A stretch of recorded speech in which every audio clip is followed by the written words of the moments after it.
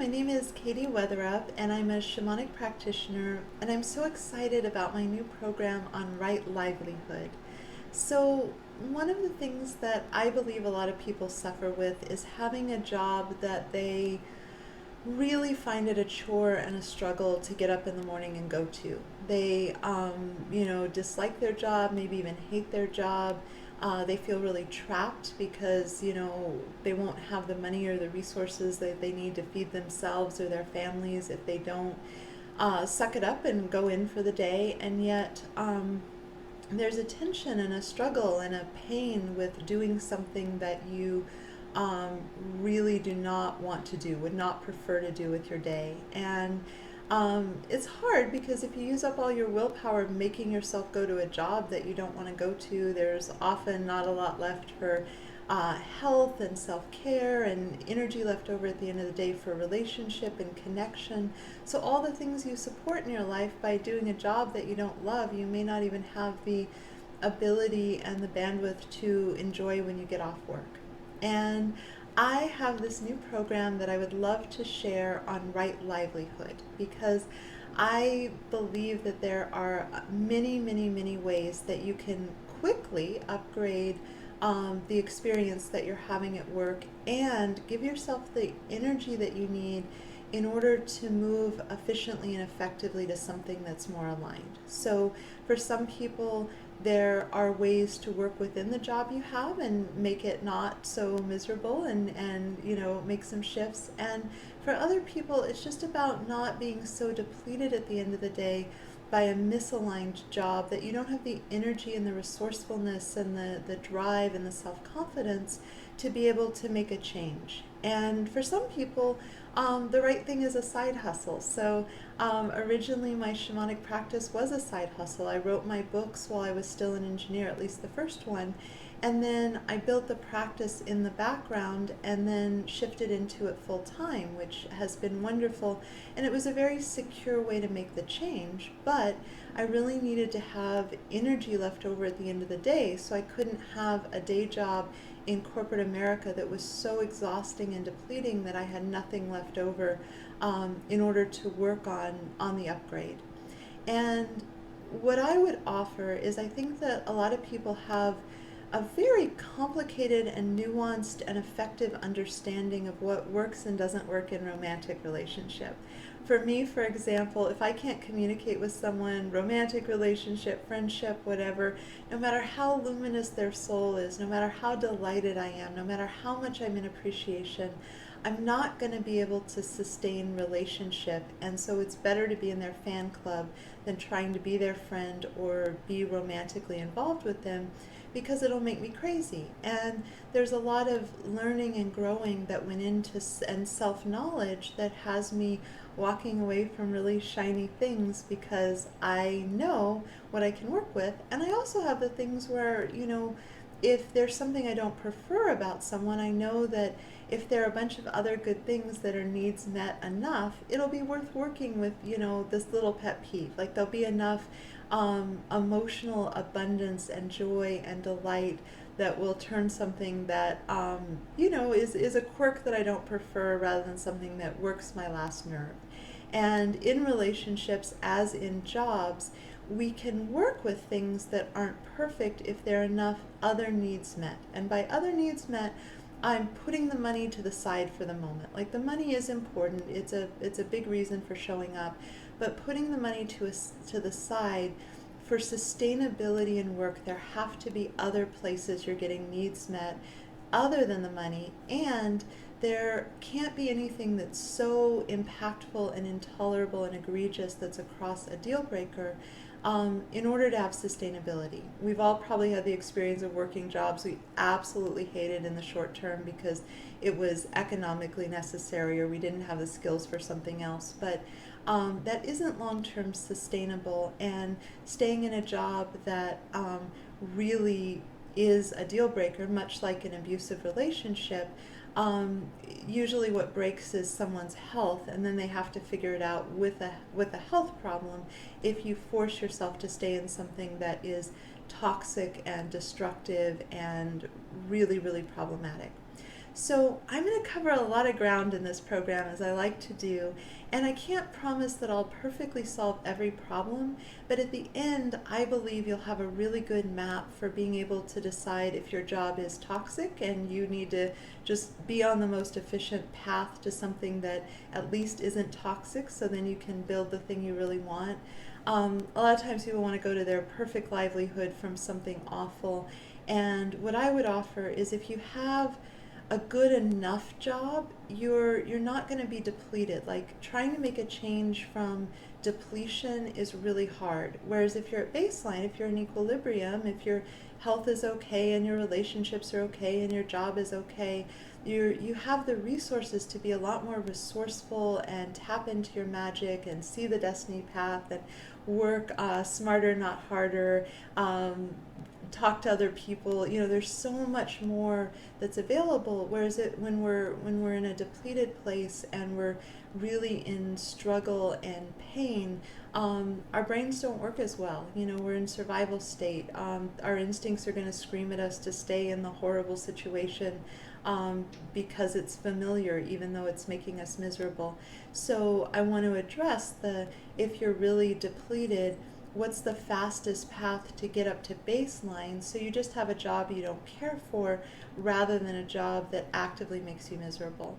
And I also want to talk about like the is it me, is it them, because sometimes there's inner work where we would struggle no matter what we were doing. I see this sometimes with my clients who are in a PhD program and they aren't being able to make themselves sit down and write their dissertation, and there can be that's an inner problem. They've picked the thing, they're passionate about it, they're really smart, they're into education, and there's an inner work of how do you wrangle your own self to be able to do things that are effective and in balance. This comes up with the food we eat and whether we get enough exercise, which it tends to be my Achilles heel.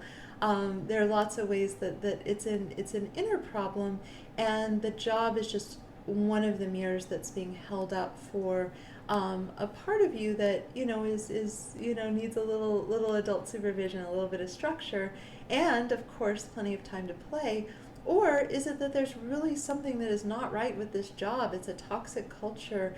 The system is something that no reasonable person could really thrive in, and using your endurance and your self-discipline to show up for something that is truly awful is just not a good use of those resources. And so as you can tell just with my talking about what's going to be in the program, there's a lot here. There are a lot of distinctions. I want to help you to have a map to start to find what you might want to do if you want to build a business on the side or build a side hustle. And I want to help you understand how to really tend and guard your health regardless of how unpleasant the job situation is, even knowing that you're going to have a lot less willpower if you're having to use a lot of your willpower to make yourself go to something you don't like. And if your self-confidence has really been depleted, I hope to help support you in seeing the bigger picture. A lot of times, people stay in really bad relationships because they're depleted and exhausted, and until it becomes absolutely unbearable, you don't feel like you have the energy to leave. And one of the things I would argue about work is there's so many ways to make money. There's such a diversity. There's so many possibilities in the modern era. And yet our instincts will tell us that it's a scarcity problem. There's not enough work, there aren't jobs, there aren't opportunities. If you have a good job, you should suck it up and do it no matter, how unhappy it makes you. There's just this instinct feeling. So when you're in the fight or flight and the stress and the depleted and the not feeling confident, your ability to look at, you won't see possibilities. And I would say it's not a scarcity problem, it's a sorting problem. And there are a lot of different things to sort for that aren't just the money and the easy availability. And so this is a complicated kind of problem, but I'm so excited to work with bringing all these pieces and all these elements together to really give you a good compass and map to put you on a path, a destiny path, of being in right relationship with work, of being able to not be counting the days to retirement, because one of the sad things is a lot of times people endure a job they hate, counting the days to retirement, and then they get to retirement, and because they haven't learned how to engage in life in a really sustainable way, their happiness doesn't go up. They're not more content. And I don't want you to have to wait. I think retirement, unless you're, 6 months out, is probably too far away for ease and relief and feeling in a sustainable balance in your life where you can have earn the money you need to earn and have time for yourself and have time for relationships and have time to, take care of your health and time for exploration of things you love. And the other thing I want to say is I feel like this question is even more urgent for the people who I work with, because people who come and take counsel with a shamanic practitioner really care about their soul purpose, really care about being expressed in the world, really care about the meaning and purpose of their life experience. That matters deeply to the people that I work with.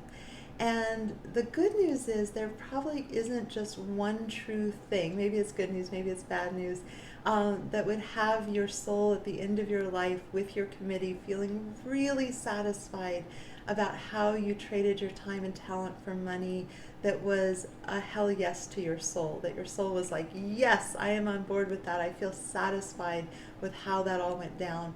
There isn't only one thing. And yet, weaving in that element of how do you have a job that works at the really pragmatic level of making you enough money to have a level of circumstance that is supportive and appropriate for you. For example, I do really well having the freedom, the financial freedom, to live alone with my kitty cat. I'm super energetically sensitive. And unless somebody was really, really aligned and chosen for the joy of it, it's not a good idea for me to have roommates. And so having your work support you at the level of what will give you a situation that will allow you to thrive at the material level and have your soul be a hell yes to it, have your soul be satisfied and aligned with it. And that's a complicated question because we're going all the way up to crown chakra and all the way down to root chakra, and then all the chakras that dance in between, and that there's a lot here. So I'm so excited. I hope that you'll join me. I can't wait to move forward with this program.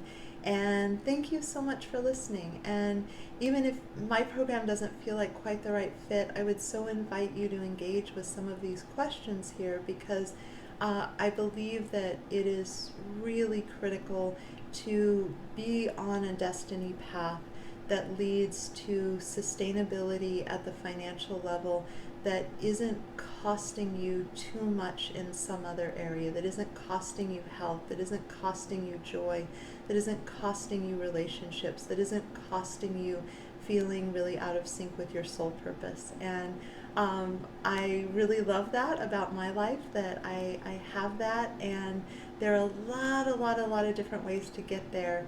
And I'd love to share some wisdom about that with you. So thank you so much for listening, and I really, really hope you'll join me. Again, my name is Katie Weatherup, and you can learn more about me and my work at my website, which is handsoverheart.com.